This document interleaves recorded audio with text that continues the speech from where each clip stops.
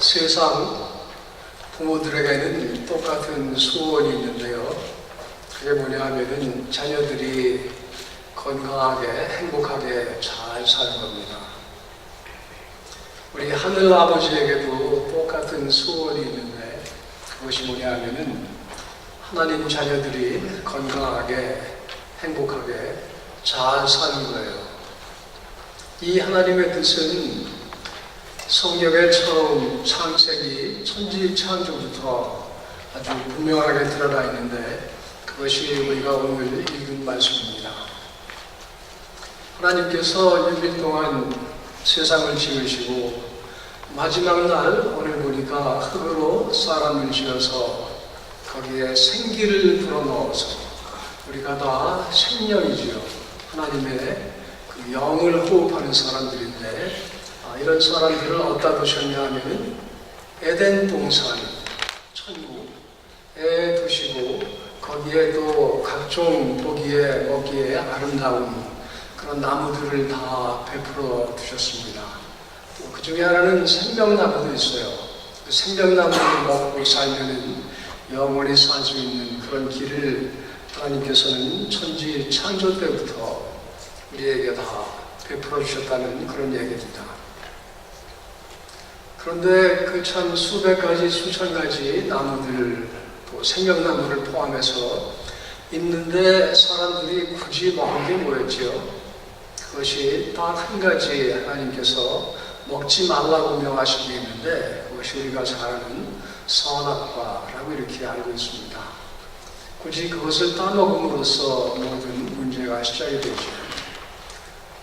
선악과는 우리가 통칭 그냥 선악과 이렇게 말하지만 좀 더 정확한 명칭은 선과 악을 알게 하는 지식의 나무다 이렇게 얘기를 합니다. 그래서 영어로 얘기할 때도 The Tree of Knowledge of Good and Evil. 그래서 선악과보다는 선악을 내가 판단할 수 있는 지식을 택한 것, 이것이 바로 문제가 되는 거예요. 우리가 이것을 원죄 또는 불순종 이렇게 말하지만 그 내용을 볼 것 같으면 바로 이거예요.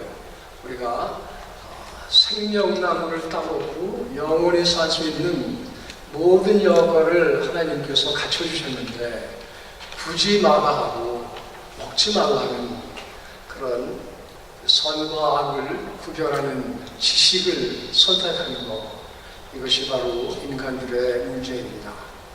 이때부터 이제 모든 문제가 시작이 돼가지고 사람들이 서로 미워하고 또 분열이 되고 또 다투고 또 서로 죽이고 이래가면서 이제 세상이 점점 파멸로 이끌어가게 되죠. 그것을 쭉 기록한 내용, 우리가 다른 말로 하면은 구약의 기록이 다 이 기록이에요. 하나님께서 처음에 에덴 동산 천국의 삶을 준비하셨는데 사람들이 그것을 막아가고 이제 그 선과 악을 아는 지식으로 가가지고 생긴 모든 문제들을 쭉 기록한 것, 이것이 구약의 기록이다. 그러니까 이렇게 한마디로도 정의할 수가 있습니다. 선악과를 따먹어서 내가 선과 악을 구분할 수 있게 된 것이 무슨 뜻일까요? 그것이 내가 심판자가 되는 거예요. 다시 말해, 내가 이제는 선과 악을 구분할 수 있는 그런 위치에 올라와가지고 그 위치에서 다른 사람들의 하는 짓을 보면서 이것은 잘됐어, 저것은 잘못됐어 하면서 내가 심판자가 되는 것, 이것이 바로 선악과의 문제고요. 또 하나 이 선과 악을 구분하는 문제는 이것이 다 과거 지향적이에요. 그래서 과거에 잘못된 일을 이거는 누가 어떻게 해서 잘못한 것이다 이렇게 정죄하는 이런 과거 지향적이고, 또 이것을 따르는 사람들의 특징은 그것을 자기에게는 적용을 안 해요.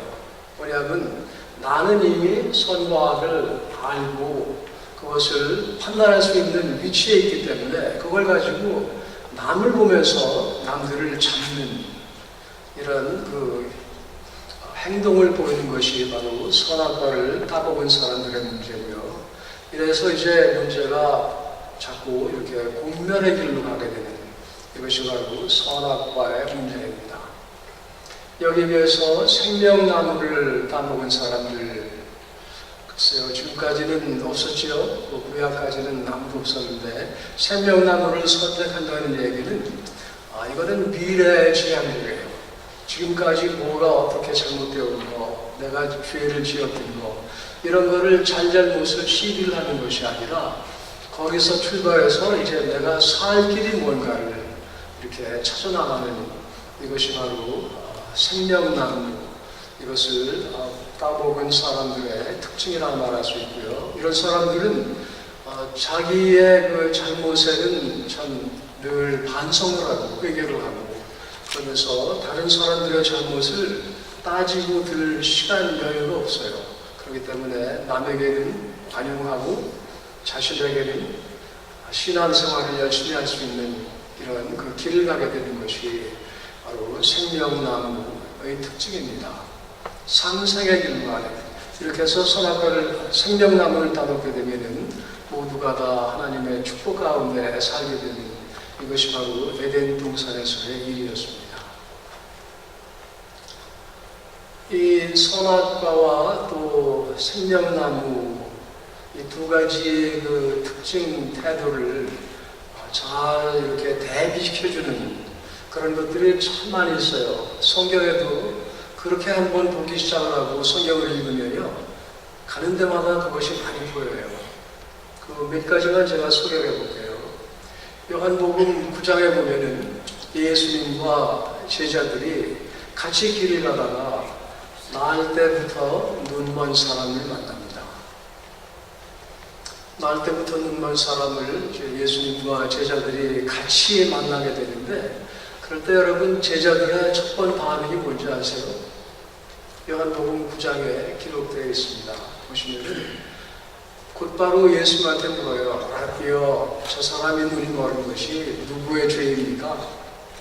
저것이 자기의 죄입니까? 아니면 저 부모가 죄를 져서 저렇게 됐습니까? 그러면서 당장 보세요. 이것이 선과 악을 내가 구분할 수 있다는 그런 입장에서 지금 보고 있지요. 거기에 대해서 우리 예수님께서는 뭐라고 답을 하시죠? 그것이 아니라 이런 상황에서도 하나님께서 역사하신다 이렇게 말씀하시면서 그 눈을 뜨게 해주시는 거예요. 예수님의 관심은 그 사람의 죄냐, 그 사람 부모의 죄냐 여기에 있는 것이 아니라 이런 사람도 하나님의 자녀로 잘 살 수 있는 그런 그 참 은혜 가운데 태어난 사람이다. 그래서 그 하나님의 능력을 그 사람에게 베풀어 주시는 것, 이것이 바로 예수님과 제자들의 그 대비가 되는 그런 태도고요. 예수님 제자들만이 아니고 또 바리새인들도 똑같아요.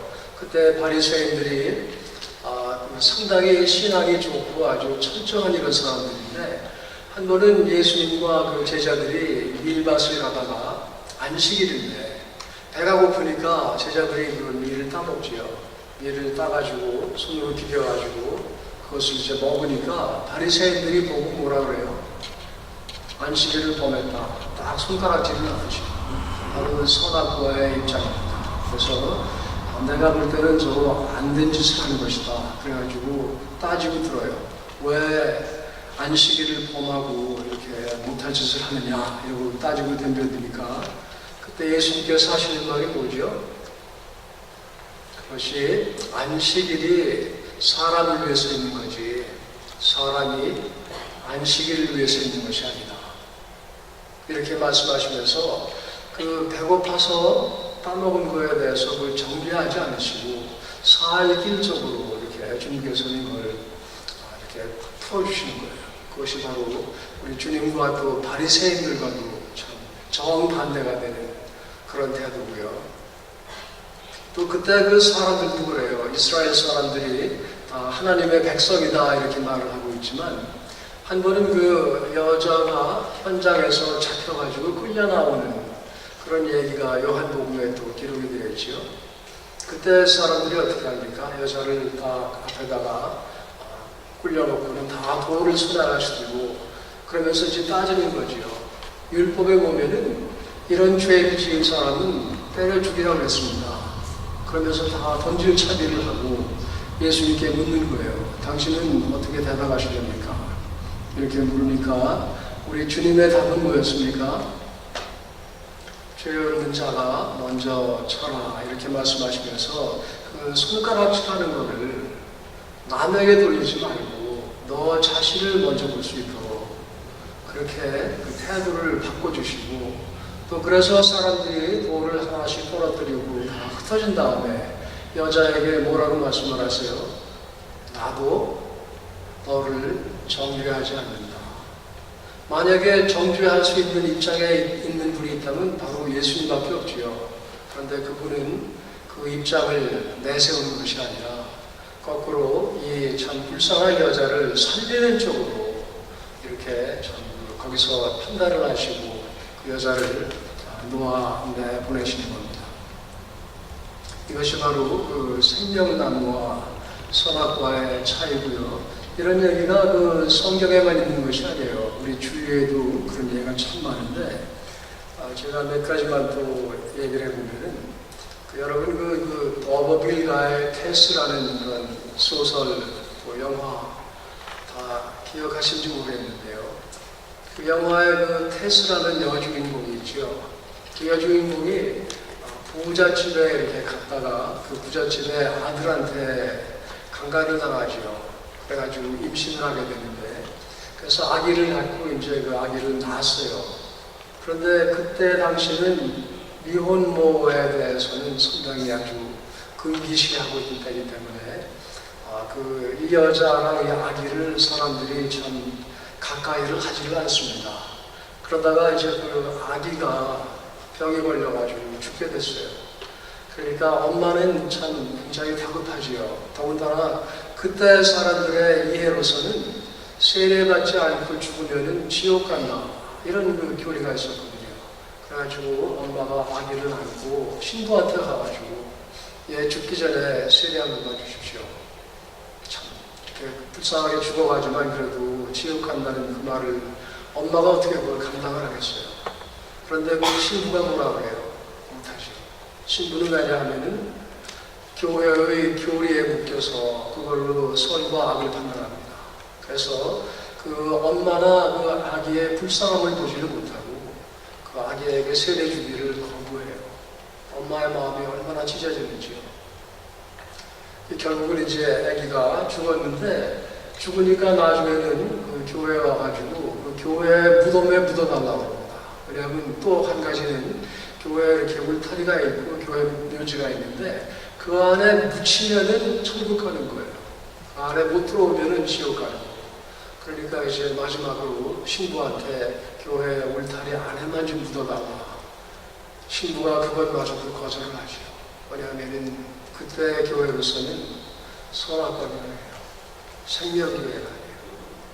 잘잘못을 따지고 그러면서 사람들의 불쌍함 이걸 보지 못하는 그런 시대였기 때문에 그와 같이 참 어처구니 없는 가슴 아픈 일이 벌어지는 겁니다. 또 한 가지 또 제가 아는 예로는 어떤 그 어머니, 이건 최근 얘기입니다. 어떤 어머니 얘기인데 그 어머니에게 그 참 사춘기의 딸이 있었는데 그 딸이 반항을 엄청나게 하다가 결국은 엄마랑 싸우고 집을 뛰쳐나가요. 그래가지고 한 2년, 3년 연락이 없이 정말 엄마의 마음이 찢어지지요. 우리 딸이 어디서 어떻게 살아있기나 한 건지 연락도 없이 그렇게 쭉 지냈는데 그런데 어느 참 겨울날 문을 두드리는 소리가 나서 엄마가 나가보니까 그 딸이 돌아와 있는 거예요. 딸이 돌아와 있는데 그냥 혼자 온 것이 아니라 아기를 안고 있어요. 옆에는 여행 가방이 있고 그냥 보면은 다 알죠. 이 아이가 얼마나 험한 삶을 살다가 이제 어떻게 미혼모로 아기를 하나 안고 그래도 집이라고 찾아갔는데 그럴 때 그 엄마에게는 선택이 있습니다. 그 선택이 생명을 선택할 수도 있고 선과 악을 선택할 수도 있어요. 내가 나한테 무슨 짓을 하고 이제 무슨 염치로 여기를 찾아오냐 그리고 문을 땅 닫을 수도 있고 또 생명을 선택할 수도 있는데 제가 아는 그 어머니는 참 다행히도 신앙이 참 좋은 분으로 그 상황에서 다른 얘기를 안 하고 춥지 들어와라 밥 먹자.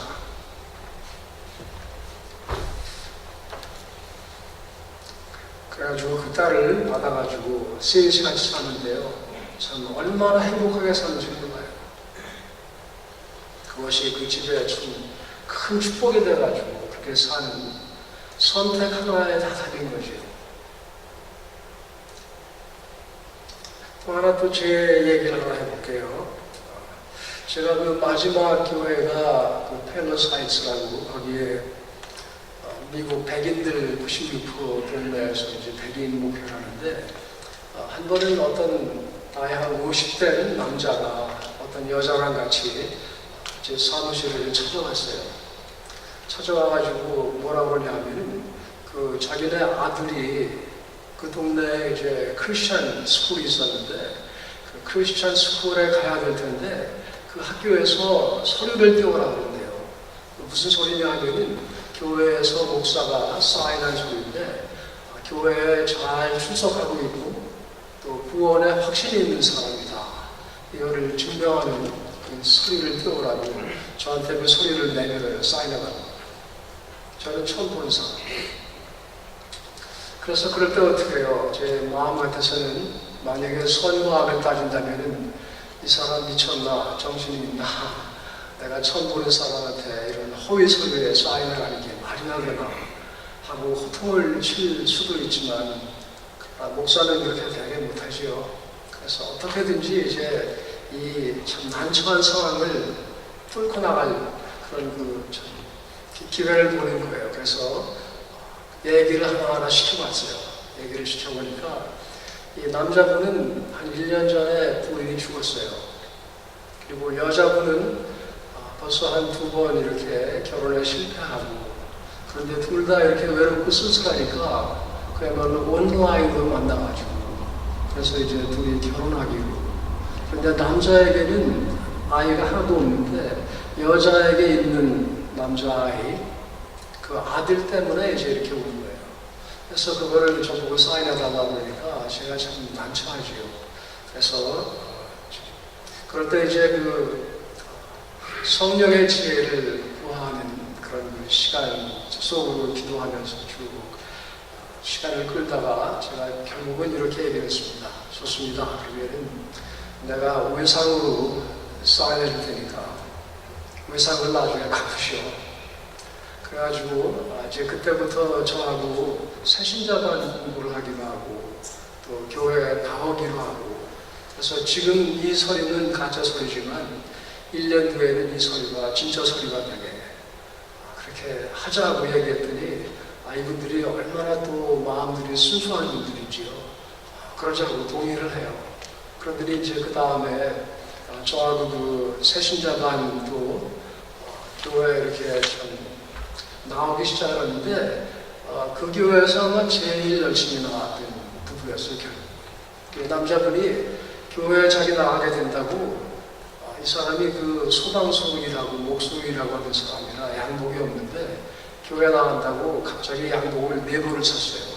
그래가지고 그걸 입고 매주 빠지지 않고 이렇게 교회를 나오고 지금도 그 우리 여기 손녀 생일만 되면은 선물을 꼭 3년째 이렇게 빠지지 않고 보내오는 그런 좋은 크리스찬으로 이렇게 변모된 그런 예가 있어서 제가 제 자랑을 겸해서 이렇게 여러분께 말씀을 드립니다.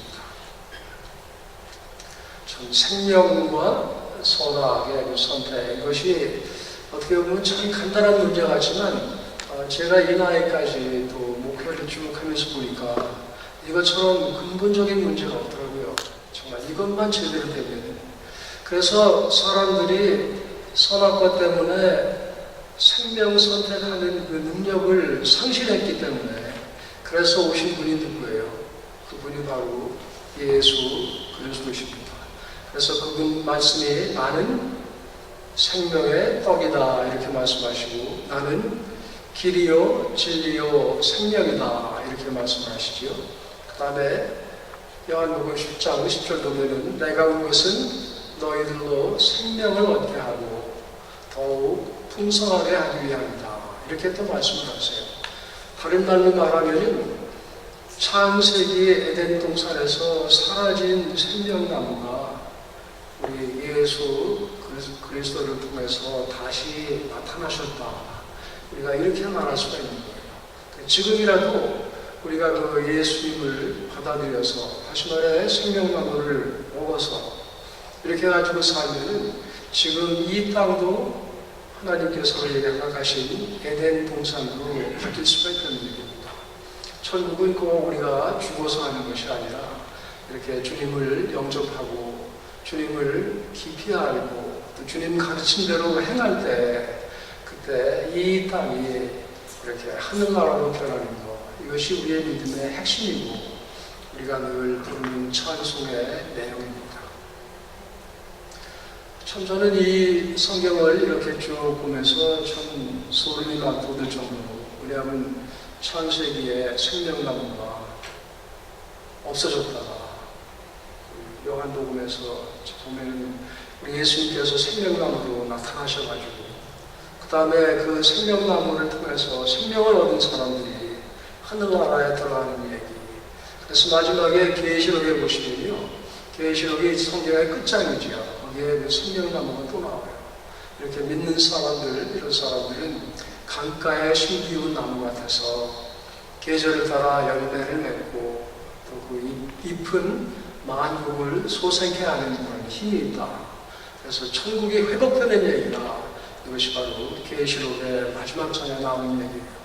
다시 말해 성경은 처음부터 끝까지가 생명 얘기고 우리가 생명을 선택을 한다면 그러면 지금도 에덴 동산에서 하나님의 축복 가운데 살 수가 있다. 이런 말씀을 우리에게 주고 있습니다. 여러분 생각은 어떠세요? 어떤 선택을 쭉 하면서 사십니까? 여러분들 심판자가 돼가지고 다른 사람 잘잘못 보면서 하나님의 역할을 대신하는 분은 없으시겠지요. 그보다는 어떤 상황에서도 그 딸을 안고 온 아기를 안고 온 딸에게 엄마가 춥지 들어와 밥 먹자. 참 간단한 말이지만 얼마나 생명을 살리는 말인지 항상 생명을 선택하고 그래서 하나님 축복 가운데 이 세상에서 천국을 누리며 사는 사랑하는 모든 성도들 되시기를 우리 주님의 이름으로 축원합니다. 같이 기도하십시오.